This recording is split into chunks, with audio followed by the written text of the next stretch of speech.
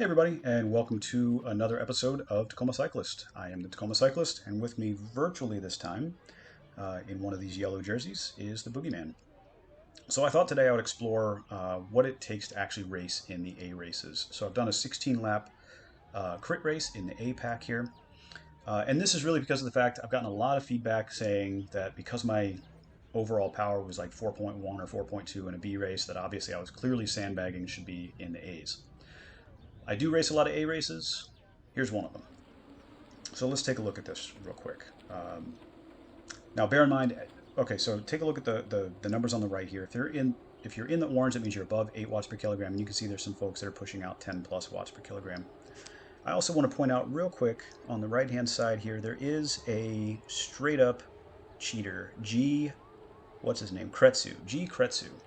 I'm going to call this guy out. I'm going to call him out as boldly as I can. This guy was cheating, and he deserves to get his account yanked. He is absolutely full of crap. 47 years of age, according to Zwift, his weight is 47 kilograms, so around 100 pounds, and he put out 6 watts per kilogram for the entire race, according to this. So I don't know where his pro contract is as a 47-year-old, but nonetheless. All right, now let's take a look at this first effort here. That chart, that bar across the bottom, is my relative power output for my power zones. And you'll see that in general, I'm doing 350 to 400 consistently for the first several minutes of this race. Looks like I'm about to get dropped here. Put in a little bit of extra effort just to stay on.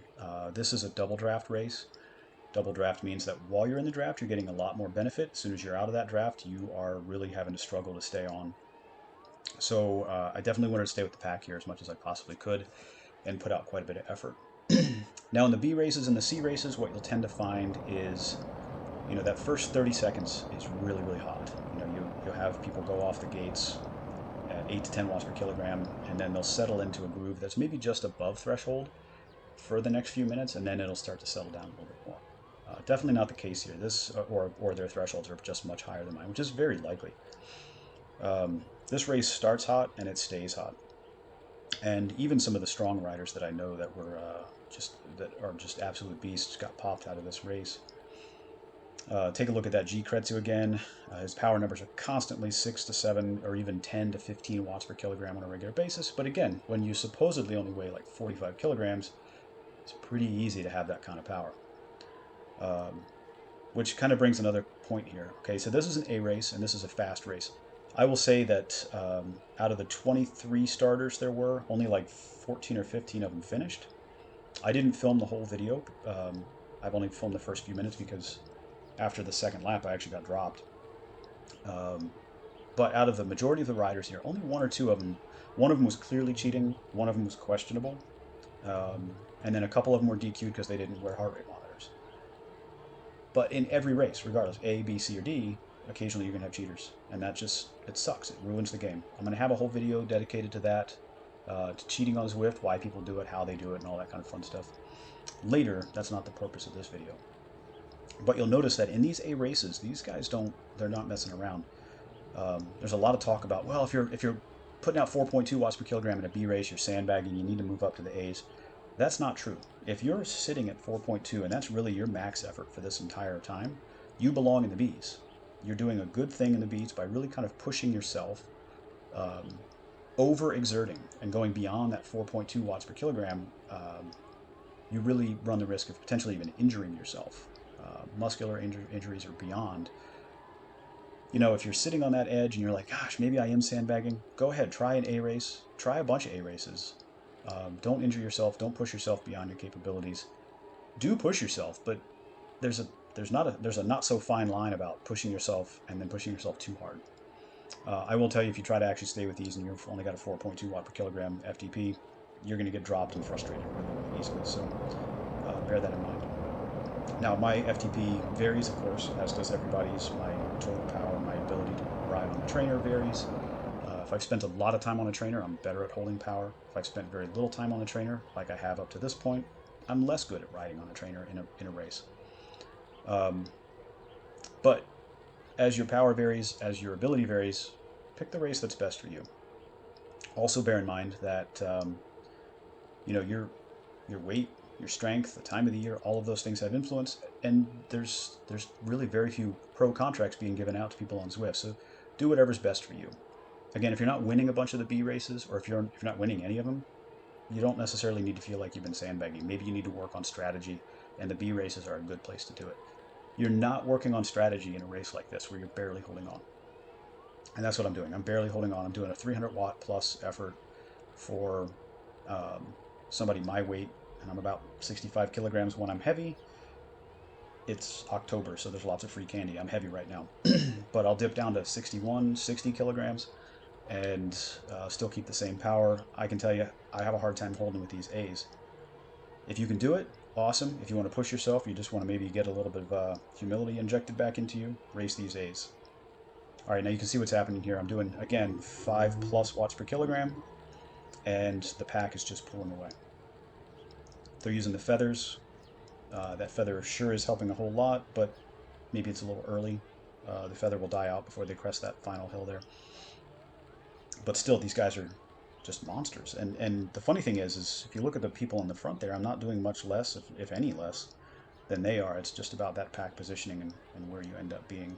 Um, so right here, I'm out of the draft.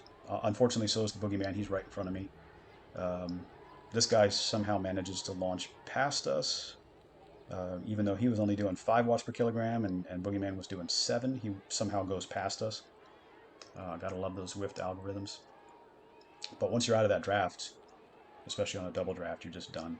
So it's really right about here that I just kind of say, okay, well, I'm done. Look at my power drop off, just an amazing amount. When you're dropped in a race like this, I don't care whether it's A, B, C, or D. When you're dropped, you go through that kind of mental beratement of yourself, where you think, "Well, I just suck. I don't want to do this anymore." And really, you can look at that power. It's like, well, that's what I'm thinking right there. But how quickly you can, and you saw that guy just disappear right in front of me. That guy basically was like, well, I'm done. I'm off, and then hit disconnect, just quit the exercise. I don't like to quit, but sometimes you just need to regather yourself, and that's exactly what I do here. Again, I don't post the whole, this is a 16 lap race. It lasted about 36 minutes. Um, I didn't post the whole thing because you're just going to watch me chasing the whole time, and that would be stupid. Nobody wants to see that.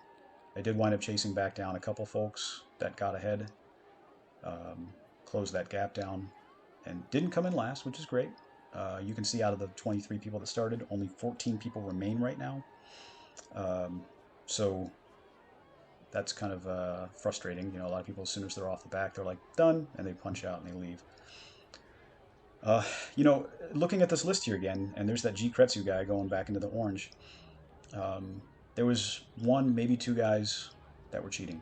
Um, they cheat in every one. I mean, I can only count on maybe one hand the amount of Zwift races that I've been in where there wasn't an obvious cheater, and that's really really unfortunate. But what it does, people say it doesn't matter. It's just a game. Just race for yourself. Well, yeah, but when the race pace is elevated so incredibly much because you have one or two cheaters at the front drilling 7 watts per kilogram nonstop, people may be able to hold on to that. But what it does is it changes the entire race dynamic, and that's very frustrating. Um, I don't want to sound like I'm just complaining. I love Zwift racing. I think it's a blast. I think it has its place. It doesn't replace real racing. There's strategy that's in real racing that doesn't exist in Zwift racing. But there's strategy in Zwift racing too, and it's stuff that sometimes crosses over. Um, in this case, my strategy is don't die and try to chase back down and chase down at least a couple riders, which ultimately I did. Again, I don't have. I stopped filming after about 10 minutes in. So I hope this has provided some insight. If you're sitting on the cusp of one category and going to the next, give it a try. Try moving up a category and see how you do. If you fail miserably, don't just quit after that one. I've taken some podiums in some A races, not very many, but I have, and I've been dropped off of most of the A races. So give it a try. Move up a category, give it a whirl, and if it's not for you, go back down and don't let people pressure you into racing up. Unless you get mandatorily DQ'd, like if a Zwift Power is like, hey, you're now a B instead of a C, okay, then you got to race the Bs. But otherwise, just have fun. Have fun. It's a platform for having fun. It is a platform for pushing yourself. Um, hopefully that's helpful. Short answer to the question, how hard are the A races? They're really freaking hard. So do your best, enjoy them when you can, and hopefully maybe I'll see you in some of the races out there. Until then, keep an eye out for some more videos coming your way, and I hope to see you soon, maybe in the virtual world on Zwift Races. Thanks.